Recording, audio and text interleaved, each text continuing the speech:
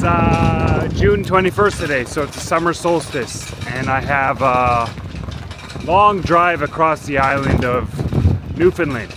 I'm going to drive from here in St. John's on the east all the way to the west side of the island to Rocky Harbour, with a few interesting stops in between. But it's nice to have the sun out today, although it is a little bit windy.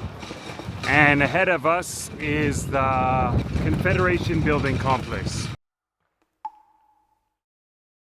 Standing in front of the building is a statue of John Cabot.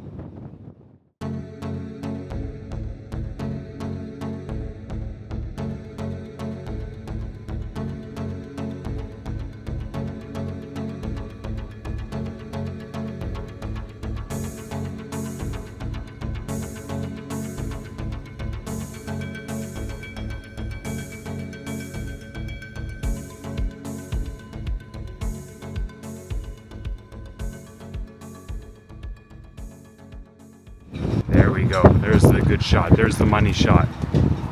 And it is the first of the provincial legislatures that will visit on this trip. And so far, I like it. It looks pretty good. The architecture seems a bit more modern, but this was built in 1960. And we will see how they compare to the others across Canada. So let's start today. I got a long drive ahead of me. And let's go see other parts of Newfoundland on the way to the west coast of the island. Let's go get it.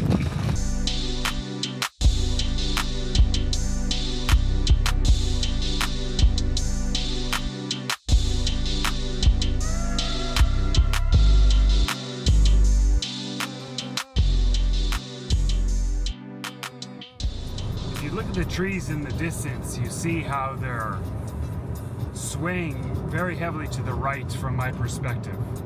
And I could feel it in the car too, just the winds. Wow, it's a windy place.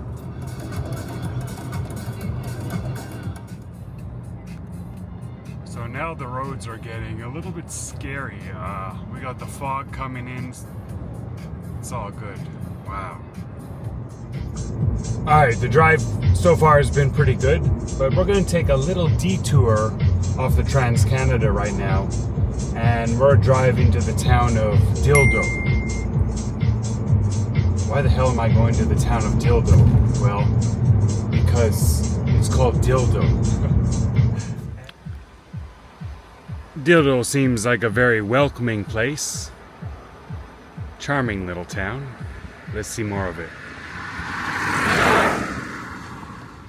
So across from this body of water is the primary reason why I came to Dildo, is to see that sign in the distance. An interesting name for a town, and I believe this body of water here is called the Bay of Conception. And over towards this part of the bay over here, there's a town or a village called Spread Eagle. So very playful with the names here. Not sure if it's intentional, but it is Newfie after all. Bit of a quirky island, and I'm liking it this far. So let's get closer and check out that sign and take out the drone and get a closer shot.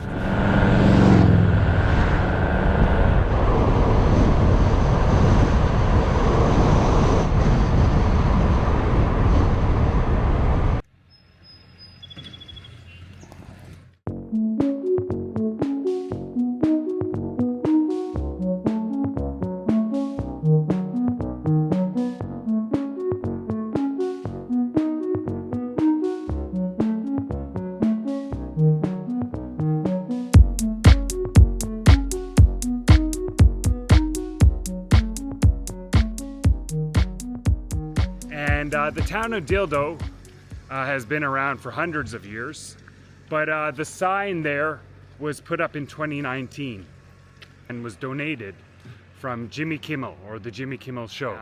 But the town embraced it. And just driving through this town, there was dildo signs everywhere, like a dildo pub, a dildo convenience store, whatnot. The people here have a good sense of humor, and they took to the name and rolled with it. And now this place has become a bit of a tourist site. I am a tourist and I am citing this place, and it was cool to see. I'm going to check out a bit more of the town and then get back onto the road.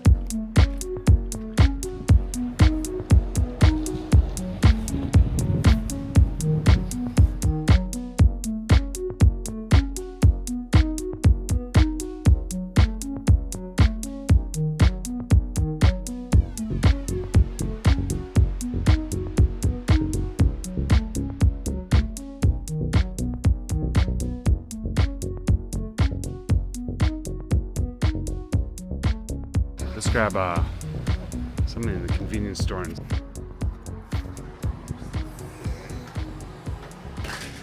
Coffees, Slurpees.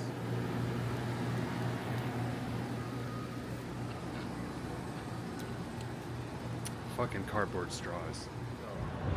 It's been a while since I had one of these, and yeah, pure sugar water, but very nice. So, back in 1980, there was actually a petition to change the name of the town of Dildo to something else. Some prude in town, or a group of prudes, tried to change the name, but it was unsuccessful. And thank God for that, because it gave me an excuse to drive out to this part of the island just for the name. But it was actually a really nice drive. It's quite scenic. And it's good to see more of Newfoundland outside of St. John's. So we're gonna keep driving, and our next stop is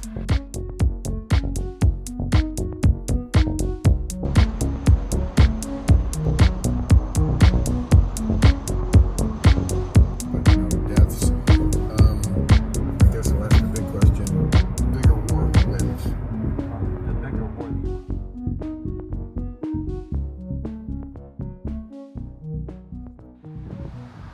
We're now entering Terra Nova National Park and head down to here, Ochre Hill. We made the turnoff for Ochre Hill, and we're going down a more of a country style road. Pretty nice. Interesting fact about Terra Nova National Park is it's Canada's most easterly national park. So this is the first national park that I'm going to see on my trip across Canada, and it definitely won't be the last.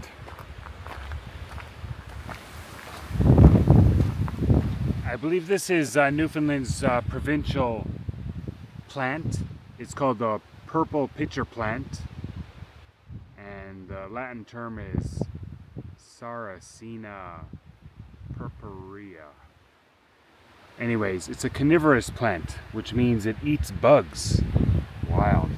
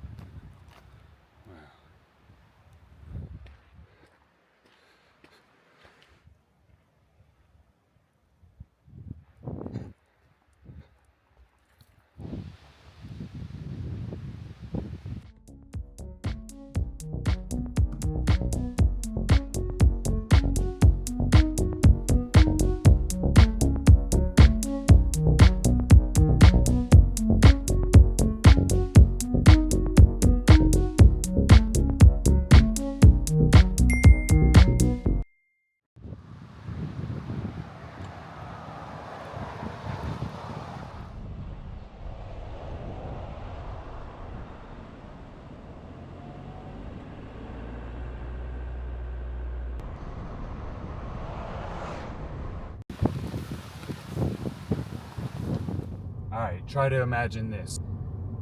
You've departed some city in Europe. You're on your way on a flight over the Atlantic Ocean to somewhere in the United States.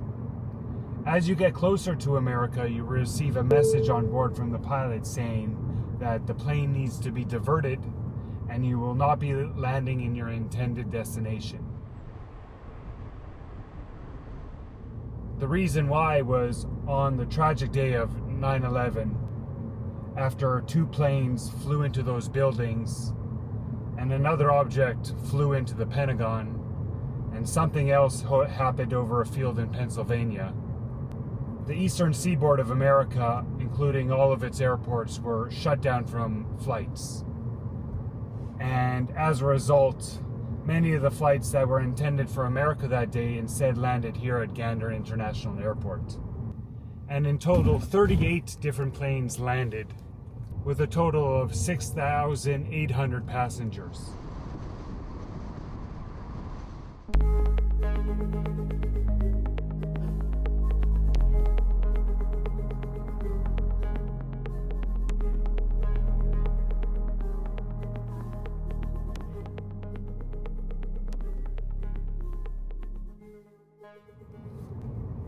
Many of the passengers were from Europe, but many of them were Americans as well.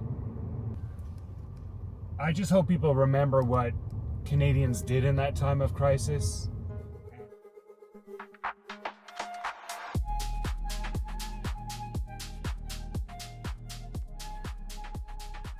And yeah, I just want to say respect to the people of Gander and the neighboring communities, because they did Canada proud.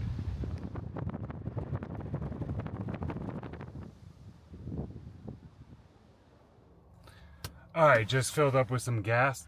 We're done with most of the stops on this road trip for now. My next stop is Rocky Harbour, which is located on the western side of the island of Newfoundland. I've got another 3.5 hours of driving, and right now it is just before 6 o'clock, so try to get there before it gets too dark outside. But yeah, the road trip continues, and let's get to our final destination today.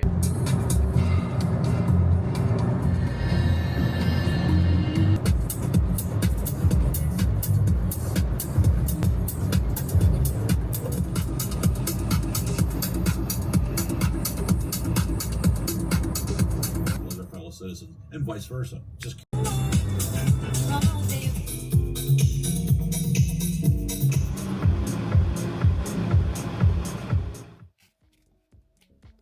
Made it to my location. I drove over 700 kilometers today. That last hour through the fog and the rain and the dark was not the most enjoyable, but the rest of the drive was pretty incredible. I am bonked.